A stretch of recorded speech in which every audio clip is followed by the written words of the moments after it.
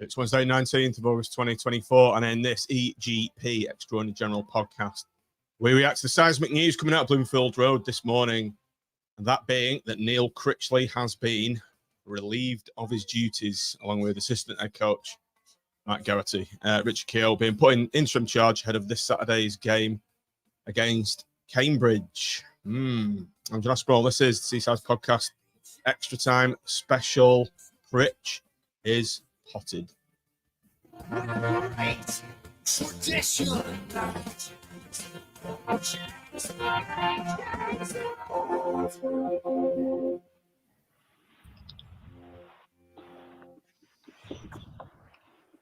Good evening, everybody. We're back again. Deja vu.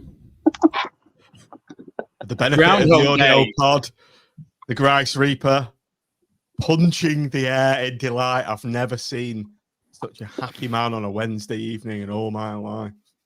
Andy, how does it feel? Feels like we've just won 10-0 against the Nobbers. It feels like we've just won 5-1 against a team like Stockport. I mean, what sort of an idiot predict something like that? Well, you know, it just goes, doesn't it? It's just. I was trying to show a bit of positivity to stop all my knockers and things like this. And today, one by one, they've been queuing up for their humiliation. And I've been, I think me, Colin, Sharpie have all been like, how many people are going to say we were right all along? He should never have been appointed. Are you down the ticket office and getting your season tickets now? I think now I'm up to about 20 people that I know that are now going to renew. I'm going to offer a little bit of a caveat. Number one, I think I should wait until we know who it is, number one. Although I am erring on the side that all my mates are going again now. So, all the pals that I sit with are all going. And then also, I still have concerns about the flags and a few other things. So, while I'm really happy today that we finally took a step in the right direction, I think there is a few more steps to go. And I think the owner has done one of his 5 good things that he needs to do today. And congratulations on taking step 1.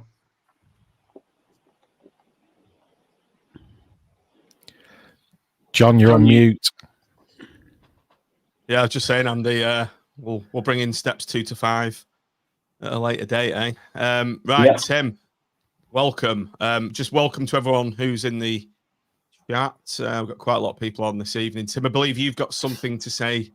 Yeah, I mean, YouTube subscribers.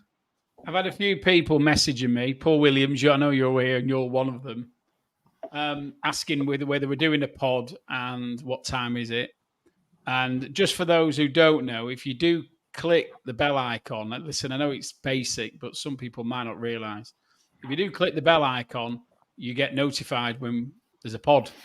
So it's worth doing. And I think going back to you said, John, I think you want to try and hit the 2,000 subscribers this season, don't you? So if you're on here and you haven't clicked that icon, just click it now and you'll always know when we're on.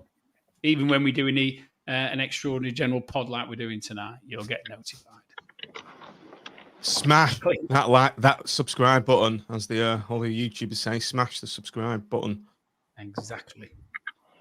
Anyway, other than that, welcome, and it's weird, isn't it? Because somebody's lost the job, but it's everybody sees it as a positive, and it's sort of a thing that that's probably not quite unique to football, but most certainly, particularly you come across it in sport, and we were. He's lost all sympathy for me. Low place on Monday night, weren't we? And listen, we weren't the only one. I mean, I know some people say we're sometimes too negative on here, but I listened to Tom's pod and they were more negative than we were. So and so I think we're actually quite balanced on Monday night. But nevertheless, it feels like the proverbial weight's been lifted off our shoulders a bit this evening to me, because I really was not looking forward to this season, and I've never even normally contemplate not renewing, but I thought about it, and I've not been looking at fixtures. I haven't really been interested, and all of a sudden I feel a little bit more engaged, a little bit more interested, and I'm looking forward to seeing, as we'll no doubt go on to discuss later, how we set up on Saturday, and how Richard Keogh manages the side, because what we've been watching has been beyond dreadful, and I think the decision really weird, because I saw the Sky Sports X post about it, and a lot of people are going ridiculous, stupid. How can you sack a manager 2 games into a season? But it's not 2 games into a season, is it? Because he's been our manager for like 3.5 of the last 5 years, and the last 18 months nearly of that.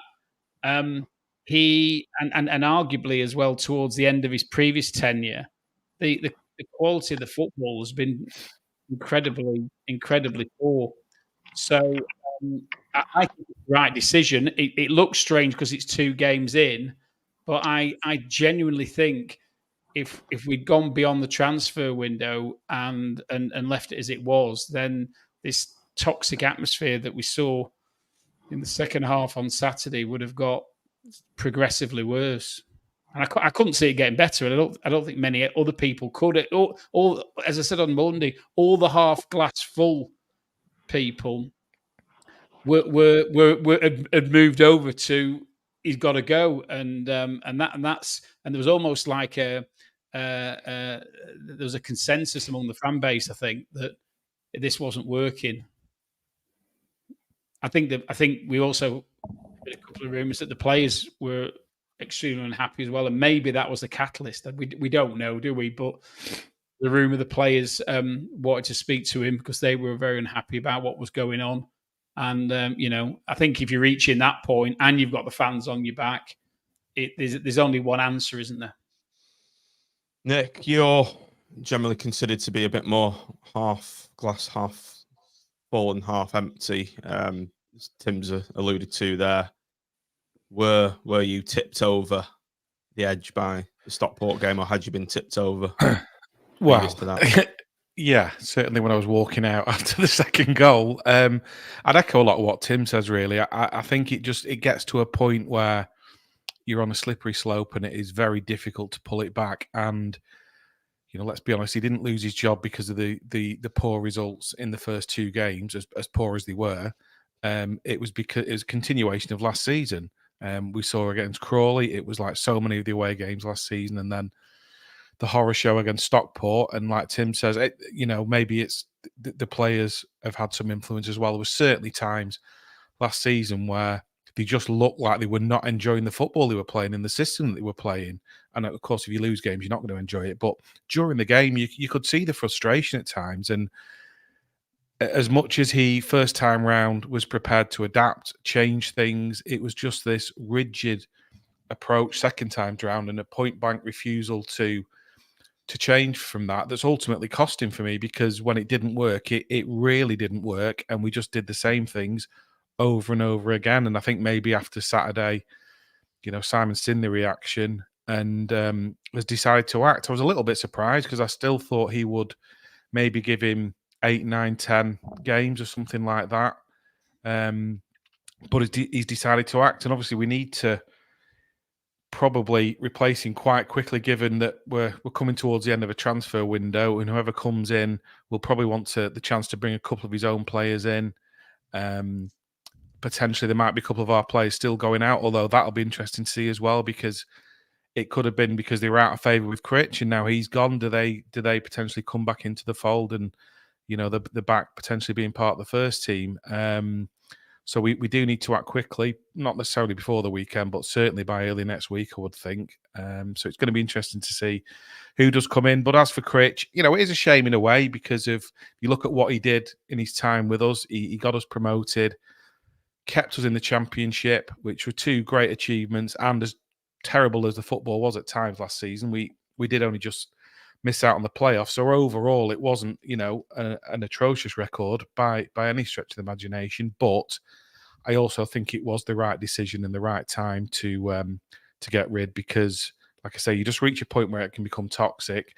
And he didn't have credit in the bank because of last season, and we needed to get off to a good start. And obviously, Burton Cup game aside, we didn't. So the right decision for me, I think. Okay, those were the views of our three panelists. Mitch sadly could not be with us this evening, but he has left us a message. It's like where you're on a Sports Personality of the Year and you can't be there. So we've got a bit of VT to run. So let's say what Mitch's thoughts were from his automobile. Take it away, Mitch. Hey there. I am in the most Alan Partridge location I could humanly be in, which is the petrol station forecourt on the way home. I'm going to pop in and see a Geordie called Michael in a minute, and I'd like to deny that I've got a Geordie called Gary in the back of the car. That isn't Gary down there, that's a parcel with some shoes for the boy in the back of the car, despite what my fellow podcasters may say. Critchley's gone. How do I feel? I feel really good about it, but I want to caveat that, because I want to say that I never wanted Critchley back, and I didn't want Critchley back for precisely this reason. I feared that this would happen. I'm not saying I'm right. I'm not some kind of Nostradamus. I'm wrong about like 70% of the things I say, but the Critchley that came back couldn't recreate what the Critchley first time round did. And you know what? We all loved that Critchley. We all loved that team of Bowler and Yates and Medine and Keshi and Keogh and Ryan Wintle and Kenny Dougal and so on and so forth. And you can name player after player after player who played. Some of them played the best football of their lives, the best football they'll ever play under Neil Critchley. Some of the games we watched were magical. Middlesbrough away, Stoke away, that Preston game at home, we are superior over and over and over again at the final whistle. What a day that was. The Oxford semi-final where we absolutely wiped the floor with Oxford away. I'd never seen a Blackpool side be so clinical and so professional as that day. Wembley, what a magical experience that was. And Critchley gave us all those. And this time round, he gave us Bolton and he gave us Pompey away. And it was, he did some things this time round. But we should remember that this guy has done stuff for this club. We should remember that, and we should be graceful in the way we say au revoir to him. Yeah, I'm glad he's gone. It's like when you split up with somebody that you're not quite right for, and you feel this relief, but that is what it is. It doesn't make them a bad person. Stubborn, yeah. Deluded, yeah. Arrogant perhaps, but those are qualities that decent managers actually need. Brian Clough was stubborn, deluded and arrogant, and I'm not saying Critchley's Brian Clough, but Clough believed in what he did, and against, sometimes against overwhelming evidence, and he believed, and Critchley had a go at doing that. He had a go second time round at coming in, having a principle, sticking to it, and yeah, the results were awful, but I admire that, and I say fair play to him, and I wish him all the best. I wish him absolutely all the best. He's not a bad man, that guy. He's a good man. He's a man with decency. He's a man who's polite and civil to people. He's a man who will go down. Look at his record: a promotion, survival in the Championship, and nearly getting to the playoffs. On paper, he'll go down as, yeah, he was a good Blackpool manager and he worked his arse off, and you've got to say thank you to him for that. But the page turns and we've got a new chapter. Let's go and attack. Let's go and play with some joy. Let's go and see what Robbie Apter can do. That just excites me, the idea of Robbie Apter in a front three or on the right wing. Let's go and see what the other players can do. Some of these players who've looked shackled. Let's see what happens when the shackles come off. Let's see what, I don't know, obviously I'm going to say Sonny Carey, but let's see if Sonny Carey can be that player that's sort of teetered on the brink of being good, but always looked kind of like he's being weighed down by the system. He's like a canary in the cage for me. There's other players in that squad where you think, I wonder what they could do if we played a different way. Kyle Joseph, there's another player. Get him in a front three, for God's sake, instead of trying to make him into a number 9. I could go on and on and on. Let's just get Stephen Dobbie in. Let's get an attacking manager in, basically. But Stephen Dobbie will do for me, because I loved what the Dobster did last time round. So basically, cheers, Neil. I gave him a lot of shit when he went last time, and I think he deserves some dignity and he deserves some respect from us. Cheers, Neil. But now, let's go and be who we are, which is an attacking football side that'll score one more goal than the other team. Let's play some death or glory football. I don't care if we go up. Let's just enjoy this season and build something and then really push on from that. And let's enjoy ourselves. Right, up the pool. Wow. That was Not bad for stirring. Gary's forecourt, was it? That was stirring stuff. I wonder what his favourite petrol pump is.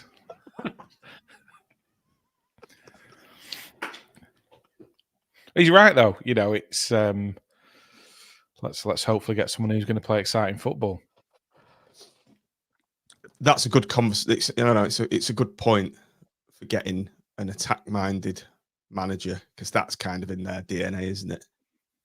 So let's move on to the next manager then. I know plenty of people in the chat have been throwing names out there. I'm just going to get the latest odds up for the manager now. I know, as Nick's pointed out several times, that you can stick a tenner on a manager and they'll appear in this list, but I think it's a good start point for running the rule over the managers that are potentially in hot seats. Let's run down them. Richie Wellens, this was a manager I wanted. I wanted Richie in before Critchley was appointed. I think he's got a great manager. He's got, he's struggled when there's been, I don't know, a lot of adversity. But he plays football the right way. He plays good attacking football, and he's successful. And I think he's quite a wily operator. So, Richie Wellens, guys, what do we think? Just picking up a point that Nick made first. I'm not sure whether we will go for a quick appointment or whether we'll just leave Richard Keogh in charge, maybe with Dobbie for a short while. The problem is, of course, that we're just coming up to the end of a transfer window, and some of the managers we're looking at are actually in jobs. And I can imagine, I don't get the impression we're the type of club that goes and taps people up behind the backs. And so I think we'll do it the proper way. And I think we've got a limited amount of time to do that. So I'm not 100% sure we will rush into it. And if we do, it's going to have to. I think it's going to have to be somebody who hasn't got a job at the moment. So to answer your question, John, Richie Wellens is very, very high on my list, but I'm not sure whether it's achievable to deliver unless he effectively goes to Orient and say, I want to apply for this job, because that might be to do with relocating to the northwest. I don't see it personally as much as I would potentially like it. Wellens has signed a 3-year deal a few months ago. Yeah, thanks for that, Rob. It's a valid point, Nick, isn't it? So, who out of the list? Well, I think with these lists, you always take them with a pinch of salt, because some of it's just a bit of laziness, and I'm sure Michael Appleton and Simon Grayson will probably be on there somewhere. They are, yes. Well, there you go. Ryan Lowe second as well. Exactly, and he's already been ruled out today by us. So, like I say, you take it with a pinch of salt. I think Pete Wild is on there, isn't he? And he left Barrow at the end of the season. I think he did well there with a limited budget. So that's a possibility. Obviously, people will talk about Dobbie, Charlie Adam. I think Charlie, if he was still maybe in a coaching role prior to being at Fleetwood, then possibly. But he's only just gone there, hasn't he? And it's very early days for him as well. So, we do have a bit of an obsession with getting ex-players in, and particularly ones who are part of, let's be honest, the most successful team in our lifetime. So I get it, but there's a bit of me that wants us to kind of think outside the box, and maybe someone we haven't heard of, or who hasn't been on the managerial merry-go-round for a few years. Who that name is, I don't know, but that's a possibility for me. Of the other ones on there, like I say, I think that some of them, they're just on there. They compile these lists and they look at ex-players and they look at people who are currently out of the job, rather than necessarily being, any actual link to Blackpool as such. So, like I said, we could all go and stick a fiver on somebody, the Walsall manager or something, and all of a sudden they appear in the betting, because it is such a niche market. There's only really Blackpool fans who are interested in it, and he'll probably be sticking a £5 or a £10 on it. So it doesn't take much for people to come into the running. And sometimes it's literally what people put in on message boards and social media, and then that name will appear in the list. Andy, the other one who would interest me, John, is the Crawley manager. I think he's been mentioned in the chat as well. Obviously did really well with Lindsey. them to get them promoted last season. We spoke about him a bit on Monday night, didn't we? Because the sort of info, I don't know much about him, but as I understand it, he was a stat-based squad. He built his squad based on analysis of stats and who's going to be the most effective, and he created a team that got Crawley promoted, and they've won the first 2 games of the season in League One as well. So, he's an interesting proposition, most certainly, and he seems to be coming onto people's radars, doesn't he? But again, he's somebody who's in a job. So I come back to, I think quick appointments are going to be somebody out of a job at the moment for whatever reason. There's mention of that. The guy who's been the Man City under-23 manager, isn't it? Is it Barry Murphy. A lot of people are talking about him. I don't get this. I don't get the interest in him. He's not done great at Rochdale, and to me, he seems like another from the Critchley mould. It's all very well being surrounded by academy players and under 23 players at the creme de la creme of Man City, but is that the sort of background we need in League One to fight our way out of it? But there does seem to be a bit of traction towards him, doesn't it? Even in the chat here, we're saying, we've got Stephen Roberts and Peter Donnelly saying Barry Murphy to me, but I haven't quite grasped what the attraction is at the moment. Nick, do you got anything to add on that?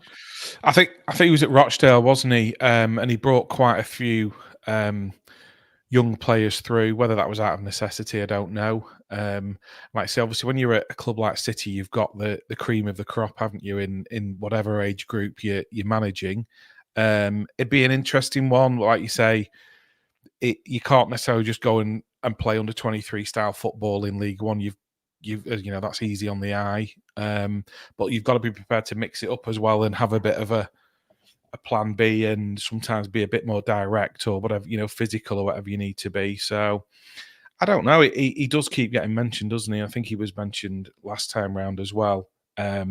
Certainly played, I believe, sort of attractive football, but again, it's whether you can convert that into League One from under 23. If he did come in, who knows? We might get some of those Man City youngsters on loan. Although I think we all thought when Critch came in with the Liverpool connection, we'd maybe get some of the pick of their younger players, and it never really materialised, did it? To the extent that we perhaps thought it might do. So it's not a guarantee. Andy, penny for your thoughts on who you want in the Bloomfield Road. You were just coming over to me before Nick mentioned Scott Lindsey, and he was the one I was going to say. If you're going to take somebody out of work, somebody in work, he's the sort of model. If you think about what he's doing with Crawley and how he's took them up, and how he's changed their fortunes round, and he's doing it with virtually a brand new team again. They've sold loads of players, and since he went there and got money for them and things like that. So the model Sadler wants, he would massively fit. That we generate money from our players, sell them on, and then go again. And ultimately that should leave us enough money to, number one, keep the club going sustainably, and number two, put a decent squad together. But then you've got the other people who are in work that interest me. One's Wellens, and I honestly think Charlie's doing a good job with Fleetwood. And the way Fleetwood played against us last year at home, I thought that was decent. That, you know, they had speed on the break. Ultimately, we were a bit better team than them, but the way he'd set up to beat a better team, and I think that takes it back to the Holloway days when we didn't have as good a team, did we? But we believed that we could beat anybody. And yeah, okay, we had a few bumps in the road, things like when we got beat at Arsenal and Chelsea and things like that. But then we could stand toe to toe in other games with the top teams. So, and that all comes from a sense of belief. And you need people who got belief. I saw Gary Taylor-Fletcher saying about Tangerine Blood today, and that all comes through in that group having the belief. And that was the right manager with the right group of players. We had no right to go up with that team into the Premier League. Absolutely no right. But what we had an insanely good group of players that were all on the same page. We had a manager that was on page with the players, who was a bit crazy, a bit mad. We had the fans all invested in it together. And then we had the owners. Well, the least said about them, the better. But it was the fans, the players, and the manager to me, and everyone was on the same page. And that's what we have to be again. And whoever it is to get that, let's go for it again. We had it first time round with Critchley, to be fair. We had that, but when he came back, it was never going to be the same. He could not replicate. In my mind, there was no chance that he could replicate it because the fans wouldn't allow him. He could have never won over without playing a really good attacking brand of football. He was never going to win over a certain proportion of the fans. And with the football he played, it just degenerated, and he lost more and more and more and more and more. So the new manager mustn't play like that. Mustn't, because if they do, the fans will go. I think our heads will fall off. If we get another manager in that building. I think one of the main things that needs to happen is the fan base needs to be united, and the atmosphere needs lifting in the ground. PDQ. That needs to happen straight away. All right, a lot of people out there have been throwing out the names. GTF, we know looks like he's applied today. Charlie Adam, Stephen Dobbie. You know, you get a lot of people pouring scorn on former players being appointed. Tim, these guys will lift the atmosphere straight away, either of them. Dobbie's proven that he gets the team playing football, and I think the three names mentioned there, they're all attack-minded players, and I think that's something we have to look at, we have to consider. We do, but then you wonder whether it's best to get away. I think one thing we can't do is go back to somebody who's been here before. I think in a managerial term or playing term. Yeah, so you know, anybody who's mentioning Gary Bowyer or mention of Holloway, you know, whatever, we can't go backwards. We've seen on 3 separate occasions now that has not worked. I think Appleton was the closest to actually making it work, and perhaps was it with hindsight was removed a little bit too quickly. But it needs to be something different, and I actually think the gut reaction is not to go with a ex-player. But I can see the argument if we're not going to rush into anything to get the bit I don't understand is if Dobbie was going to be involved, and I think somebody said something like this in the chat. If Dobbie's going to be involved, why is he not been involved on Saturday? Why is it just Keogh?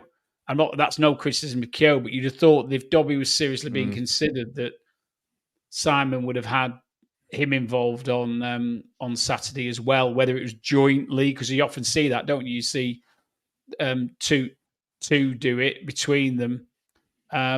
So the fact that he isn't involved makes me think that that's not a route we're going to go down. Otherwise, I think he'd have been on the touchline. He might yet be, without us. It's early days, isn't it? Keogh may say he wants Dobbie on in the dugout with him, and perhaps he will be. Nick, your thoughts on one of the ex-players from the dream team taking over? Yeah, like I said before, I sort of agree with Tim. My initial reaction is I think I'd rather us try and do something different. I get, if they were in the dugout, the atmosphere would be incredible because of our memories of them as players. I think you've kind of got to take a bit of a step back, or Simon Sadler has to, and I'm sure he will do, and just think, what direction do we want to go in, and not just sort of jump and go, I'll do what I think will be popular with the fans, if that makes sense. Obviously, it's a massive decision, and he's not made some great ones up to now when it comes to managers. I think you just got to try and, I suppose you've got to interview and then see who you think is the right person for the job, rather than just what people might be clamoring for on social media, So yeah, I wouldn't be against it, but there is a bit of me that thinks maybe do something a little bit different. What Nick said there about the process to the new manager just got me thinking, will the managerial algorithm be used again to pick a manager? Do you know what I think, John? Do you know, like when we hear you hear Wellens when he spoke about Blackpool, he knew what Blackpool were going to do, so he changed. I think Critchley's stubbornness has been his downfall, without a shadow of a doubt. His stubbornness to play that one system is massively been his downfall, right?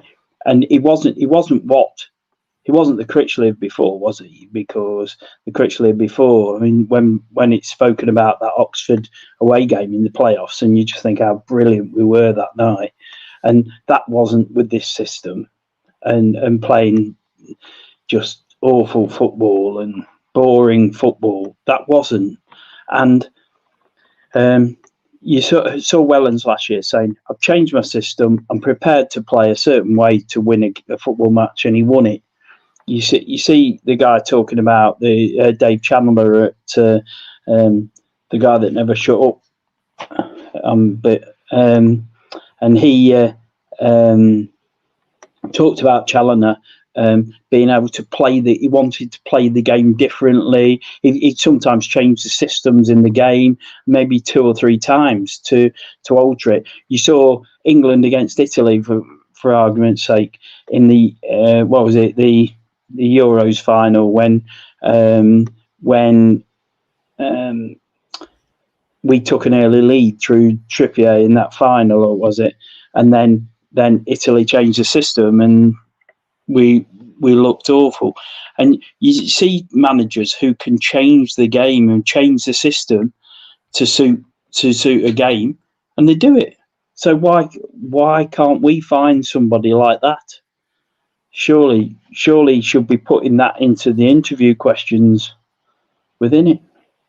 The consultant's algorithm has been rerun tonight, and it's come back Neil Critchley. Sorry, Gracie. What about this stock of 148 iPads that have gone for sale today in the club shop? Gary Rowett go off every 70 minutes as a normality. I'm just looking down the list. Gary Rowett's on the list, 25-1. No. Do you not remember when we couldn't even persuade him to come? when we were in the Championship and they were League Two. Was it Forest Green he was at? Rowitts, no. Please. No. Whoever it is, we've got to get behind them, haven't we? Whoever it is, and because we can't have this divisiveness. Everybody will have different views. I've heard loads of people say, no chance, not him. But we've got to get behind whoever this manager is and just give them our unconditional support, and because we've got to turn this around. And it's going to start on Saturday. We're going to, now start thinking, should I go to Cambridge, where you wouldn't even cross your mind on Monday, just to see what happens. But and hopefully we're going to see a different style of football to the one that we've seen in the other two games. Which nicely leads us on to pick a team for Cambridge away. Not done this for a while, so it just got really boring. But now there's a bit of more of an emphasis on what formations we can play. We're going to have a quick team pick. So let's get to that. Let's get to the picture. There it is. What formation do you think he'll play? 4-4-2, 4-3-3? I don't know if he could go 4-4-2 with. Because the thing is, in the summer we did sign wing backs, didn't we? You've got Coulson and Zach Ashworth, who are more wing backs than left backs.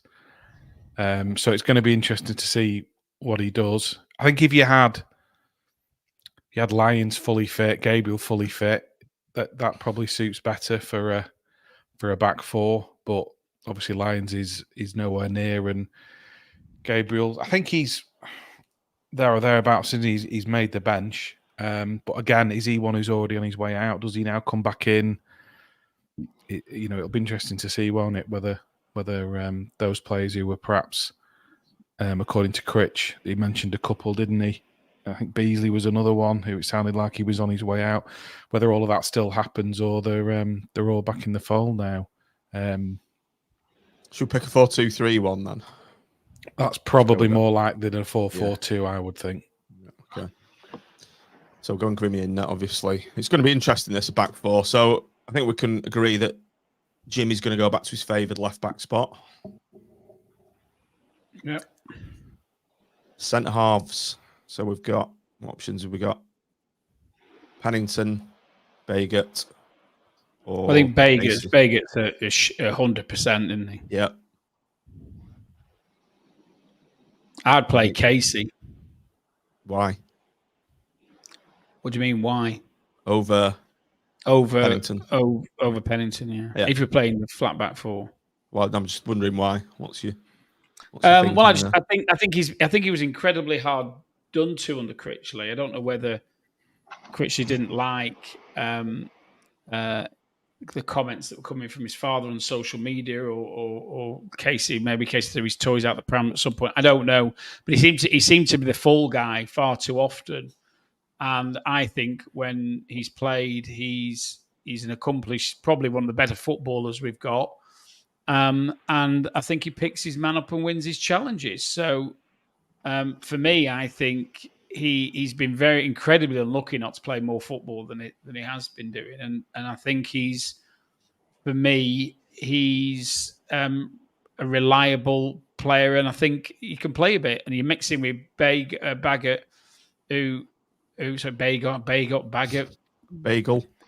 Bagel. If you mix him with Bagot, then I think we've got two good footballing centre backs. In he goes then. Right, the problem right back spot.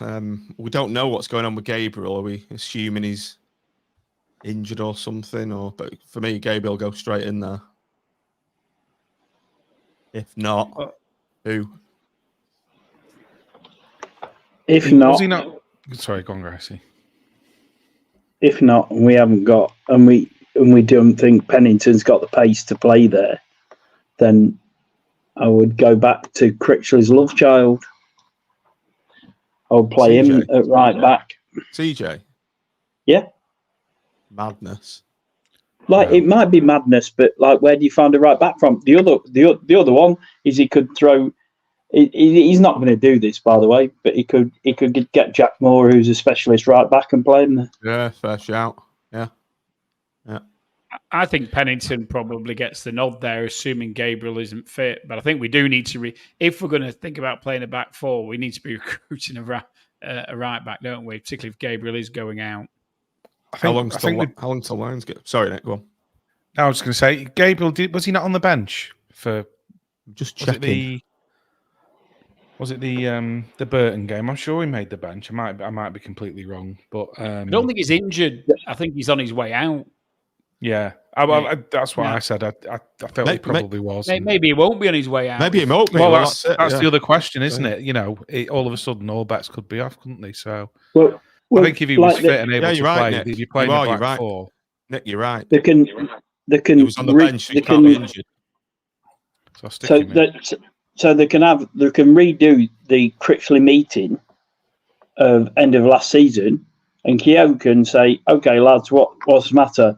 And Joseph and Gabriel can have their say in without any punishment this time. Gabriel's in then. Gabriel goes in. Right, Norburn completely out of the picture. Does he come back into this picture with a fresh manager? Maybe we'll see the Norburn that we were all hoping we'd see.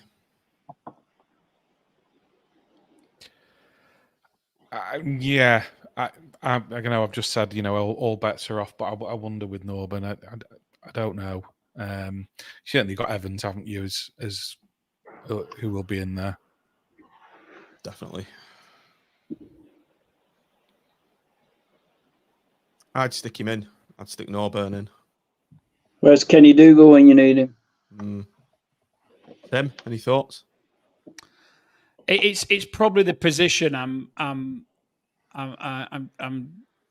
struggling with the most as to who plays there. I think. I mean, you could play Carey in a deeper role. It all depends. I think if Keogh goes to Norburn and says, "Look, I want you to play." I know there's obviously not happy. There may have been a breakdown between him and Critchley, and maybe he didn't want to play the way Critchley wanted him to play. But I think Keogh will probably go to him and ask him to do a job, and I suspect we might see him back in, because I think this is assuming we play this system, because I think we have got a slight. We're a bit light, aren't we? Centre midfield, or in this type of formation, I think. Yeah, let's stick him in. He's got that experience as well. You need that in times of upheaval. Okay. Playing in the number 10. Obviously, it's 9 on there. I think we're agreed Rob Apps on the right-hand side. Or are we? Yep. Yes. I think so. Keogh's in the number 10. Keogh in the number 10. Keogh? Player manager. Oh. No, I'm joking. Sonny Carey? I don't think he makes it. But then Embleton isn't really fit, is he yet? That's the other thing. He's not quite there yet, is he? But then it's another week of training, isn't it? So I think he'd stick him in there and get an hour out of him. Yeah, I agree. I think he's never going to get match fit if you don't play him, is he? Get 60 minutes out of him, then get Carey on. Who's playing on that left? Coulson? See, I would. I think he was one of our best players on Saturday. And the only slight concern I've got is his end product, but he's got a lot of energy in him. Energy, yeah. I was just thinking exactly the same. To energy, and I think he'll put himself about the pitch. Nick, thoughts? Yeah, obviously we've not mentioned Finnegan, have we, either in that midfield who'd been featuring. We happy with that then? Yeah.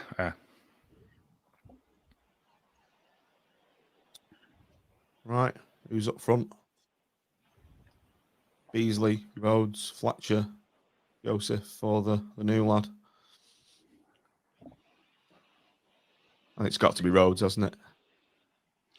I think if you're looking for somebody who's going to score, my only slight concern is his hold-up play in that type of system. But I think you've got to be hoping that between those three midfielders who are playing in the top half of the pitch, that they're going to be able to thread some balls through to him.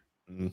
And Lee McLeod's saying Ballard up top. He's looks like he's a goal scorer, but I think that's a slight risk too far for Keogh in his first game. He's got an experienced pro there. I think he'll go for him. I think Ballard probably plays a part in the game, but maybe not. Maybe from the bench. But Rhodes is better with two up top, isn't he? Mm. Yeah, no. This is my slight concern with Rhodes, is that I'm not sure how much that system suits him. There's actually an argument for saying it suits Fletcher far, far better than Rhodes Or Joseph. Or Joseph. Joseph holds the ball up, can hold the ball up as well as Fletcher, from what I've seen. Listen, we've only seen a couple of games of Fletcher, haven't we? So I'd definitely I'd go Joseph in that system, but I'd probably go Rhodes. Over time, and you get two up top. I'd like to see Rhodes with the new lad, Ballard. I'd like to see them working together and see whether they can make a go of it. We need to change this formation then. I said we were doing a quick one tonight. As soon as we get onto this, it's like quarters of an hour, isn't it? Where you keep you change your mind because in that system, I think Coulson gives a bit of cover to Husband, and Apter can give a bit of cover down the right, and then Embleton has got to get with Joseph, and then if Joseph can hold it up, then he can lay in either Coulson or Apter. What about Joseph instead of Embleton? No, I think you'd play Joseph if you were going to go either two up top or three up top. If you're going 4-3-3, which some are saying in the chat to go 4-3-3, then I can see an argument for Joseph being in. But to be honest, he's not scoring goals. At least with Rhodes, you've got a chance of a goal, and I think also with Fletcher, you've got a chance of a goal. I don't think you're going to get many goals off Joseph. He's going to be more. He's going to be more of the person who's going to thread balls through. I suspect he's the foil, isn't he, for your centre forward? Josh has just put in the chat what I was thinking before we even 4-4-2. Rhodes and Fletcher and Joseph up top, Apter and Embo wide, Evans and Norburn in the middle. I think just keep it simple, maybe. 4-3-3 from Rob. We'll stick with that, shall we? Listen, you could have three different formations and three different teams, couldn't you? And that's the exciting bit. The exciting bit is that we don't know what system we're going to play, where previously we did. We don't know who's going to be playing best in that system, and there's going to be a learning curve. It's going to be a learning curve for Keogh as well, isn't it? To be fair, he's going to, and we've got to be patient, because if we are going to change the way we play, it's not going to happen. No. Listen, somebody said to me, "Well, we bought all the players to play this 3-5-2 system." I said, "Well, we haven't, because we've got players who don't like it and who can't play it. So we've got to find it. We've got to find the blend, and the blend isn't necessarily going to come with the first game. Hopefully, it does, but it isn't. It's not a foregone conclusion by any stretch of the imagination, because in reality, if we don't know what the best team is, the chances are that Keogh doesn't either. He's only been here a few weeks. He's got a job on his hands, though, hasn't he? Yeah, he has. Just, John, after the show's finished, just do two or three different teams. and then stick them out. Yeah, okay. I wanted the 4-4-2. I think he might go 4-4-2, to be honest. Yeah. Well, at times like this, it's, keep it simple. Go with the tried and trusted. The formation that got us up. And that suits Rhodes more, I think. Yeah. And Keogh imagine the Cambridge manager, like now, going, "Oh my God!" he wouldn't have a clue, would he? How do I prep my team? Well, I can't. I'll just worry about us. Well, it used to be very easy to prep against Blackpool, Gracie, didn't it? Because you knew exactly what you were getting. And unbelievably, our manager's so stubborn. Right, I think we'll leave it there. We did say we'll. Yeah, my stomach's starting to rumble. Not on my tea yet. So can I just go back to what we were saying before, though, at the start? Right, this is the start of getting the fans back on board. They're not all back on board yet, and there's a few things rankling. Right, so let's be while we're ultra positive about what's happened today, and it's really important. Let's not forget we've still got the flags. Still got the flags that need sorting out, and they have to be sorted out because they mean so much to so many, right? So Swansea Julian and your mates, sort that out, because that matters to this club, and it's our heart and soul, right? And that really matters. And then another thing is tickets, right? We've got £1 a kid for the Wickham game, but there's still a chance to sell loads of season tickets, right? So try to do something, come up with something, some initiative where we can now drive some more season tickets. We've got sort of 10 days until the next home game, right? And there's a massive chance to drive a load more season tickets now. So show a bit of initiative, right, and go out and grab the fans while you can, because we could still sell another 1,000, 1,500 season tickets. I'm just thinking the same figure, Gracie. I think we've lost 2 at least. There's at least a chance of getting half of that 2 back. And I think if you have a decent initiative for child season tickets, it's difficult because obviously other people have already bought them. If you can come up with something and give a voucher to the ones who've already got a child season ticket as compensation or something to spend in the club shop, whatever it is, do something and bang social media behind Keogh and particularly in the build up to that Wickham game. And let's try and make sure there's a 5-figure crowd there against Wickham. I know it's going to be tough because otherwise, I think if Critchley was still there, it'd have been 7.5. I think 8 maybe.